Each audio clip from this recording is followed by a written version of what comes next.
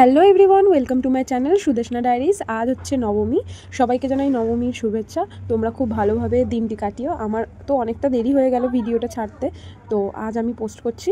তোমরা দেখো পুরো ভিডিওটা, স্কিপ না করে। আশা করি তোমাদের খুব ভালো লাগবে। আমরা আজ বেরিয়েছিলাম একটু এলাকার ঠাকুরগুলো দেখতে আমার দিদিদের সাথে।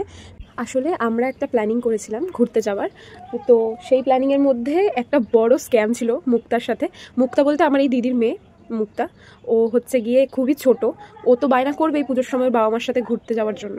তার জন্য আমরা একটা স্ক্যাম করেছিলাম, প্ল্যানিং করেছিলাম। আর কি প্ল্যানিং করেছিলাম চলো সেই ঘটনাই তোমাদের সাথে শেয়ার করি। খুবই একটা বাজে প্ল্যানিং, তো চলো বলি। প্ল্যানিংটা হচ্ছে আমরা মুক্তাকে নিয়ে বেরিয়েছিলাম রাত 9টা থেকে 9:30টার মধ্যে।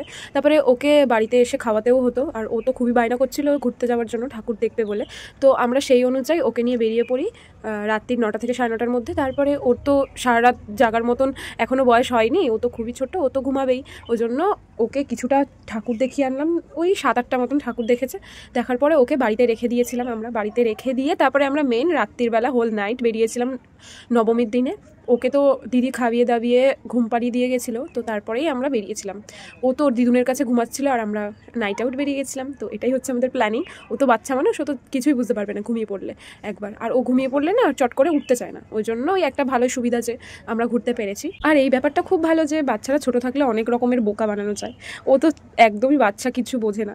তো ওকে ভালোভাবে বুঝিয়ে ঘুম পাড়িয়ে দিয়ে চলে গেছে। ও জানে ওর মায়ের পাশেই ও ঘুমাচ্ছে, কিন্তু না, ওর মা যে হোল নাইট ঘুরছে আমাদের সাথে সেটাই আর কে বলবে ওকে। তো যাই হোক, এই হচ্ছে প্ল্যানিংটা। আমরা সেই মতন বেরিয়ে পড়েছিলাম হোল নাইট ওকে বাড়িতে রেখে। তো চলো পুরো ভিডিওটা দেখতে থাকো। আমরা ডট বেরিয়েছিলাম 12:30টার সময়। তারপরে বেরিয়ে আশেপাশে অনেক ঠাকুর দেখেছি, বড় বড় প্যান্ডেলের, খুবই ভালো করেছে ঠাকুরগুলো। আর এই মায়ের মুখটা দেখো কি মিষ্টি লাগছে, অসাধারণ দেখতে। তারপরে এরকমই অনেক সুন্দর সুন্দর ঠাকুর আমরা দেখেছি। আমরা খুবই ক্লান্ত হয়ে গেছিলাম মাঝ রাস্তায়।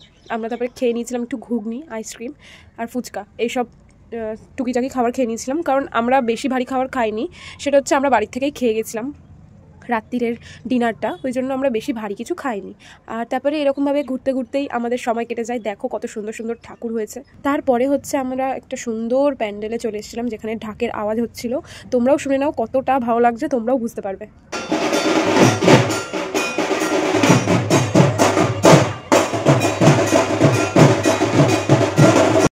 আমাদের বাঙালিদের তো এই ঢাকের আওয়াজের জন্যই আমরা এত দিন অপেক্ষা করি। আমাদের এটা এক প্রকার ভালোবাসা বলতে পারো সবাই।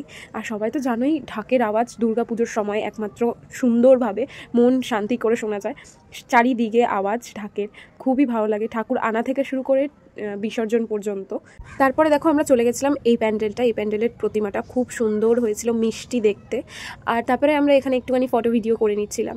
আশেপাশের যে মূর্তিগুলো রাখা ছিল এই প্যান্ডেলের, পুরোটাই অরিজিনাল লাগছিল। কেউ দেখে বুঝতেই পারবে না যে ওটা একটা স্ট্যাচু মাত্র, কিন্তু ওটা একদমই ফলস। বাট আমাদের এত ভালো লেগেছে, ওটা একদম বেস্ট লেগেছে আমার। তারপরে আমরা চলে গেছিলাম সোদপুরের এই মানে 4 ধাম মন্দিরটা, যেটা করেছিল, মন্দির বলতে ওই প্যান্ডেলটা করেছিল। এই 4 ধামে বাবার 4টে ধামের কথা বলা হয়েছে, আর এখানে ছবিগুলো তুলে ধরা হয়েছে, তো আমরা দেখে নিলাম। তারপরে নেক্সট আমরা গেছিলাম, পরপরই গেছিলাম হচ্ছে এই বাবা নিয়ে যে এই প্যান্ডেলটা, এইটার নামটাও আমি সত্যি জানি না, আমি সব প্যান্ডেলের নাম ভুলে গেছি, তার জন্য আমি বলতে পারছি না এখন ভয়েস ওভার দেওয়ার সময়। তো এই প্যান্ডেলটাও খুব দারুণ বুঝিয়েছেন সব কিছু, মানে এত সুন্দরভাবে বুঝিয়েছেন। আর এই ঠাকুমাটাকে দেখে সত্যিকারের ঠাকুমা লাগছিল, আমি মনে করছিলাম আমার ঠাম্মা বসে রয়েছে। এখন তোমাদের মনে হবে যে আমার গলাটা এরকম লাগছে কেন, সত্যি খুব খারাপ লাগছে, আমার প্রচণ্ড শরীর খারাপ। আমি কয়দিন ধরে ব্লগ এডিট করতে পারিনি। আজকে আমি ব্লগটা এডিট করে ভয়েস ওভার দিচ্ছি লাস্ট ফিনিশিংয়ে। তো এখন কি বলবো, তোমরা একটু অ্যাডজাস্ট করে নিও আমার ভয়েসটা। আমরা একটু এদিক ওদিক টাইম নষ্ট করিনি, আমরা পর ঠাকুর দেখেছি, খুব মজা হয়েছে। আর এত সুন্দর সুন্দর প্যান্ডেল আর এত সুন্দর সুন্দর ঠাকুর দেখে কার না ভালো লাগে। এই দুর্গাপুজোর সময় কত রকমের যে মূর্তি দেখা যায় দুর্গা মায়ের, সেটা না বললেই নয়। আসলে এই ব্যাপারগুলো যাদের মাইন্ডসেটে থাকে, মানে এরকম তো ভাবার জন্য অনেকজনকে রাখা হয়, তারা যে কত রকমভাবে ভাবার পরে এত ভালো একটা কনসেপ্ট তৈরি করে। আর তারা যদি না থাকতেন তাহলে আজকে হয়তো আমরা এত সুন্দর সুন্দর প্যান্ডেল বা থিম বা মায়ের প্রতিমা হয়তো দেখতে পারতাম না। বাঙালিদের এই দুর্গোৎসব আরও বছর বছর বেড়ে উঠুক এই কামনাই করি। তো চলো, নবমীর স্পেশাল ব্লগ এখানেই শেষ করছি। আর তোমাদের সাথে সবই শেয়ার করলাম যেটুকু আমি ক্যাপচার করতে পেরেছি। অবশ্যই জানিও কমেন্ট সেকশানে তোমাদের ব্লগটা কেমন লাগলো।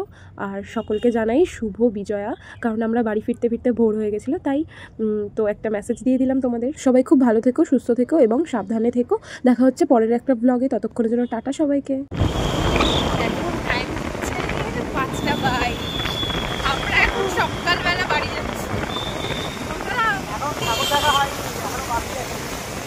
ও এখনো বাকি আছে।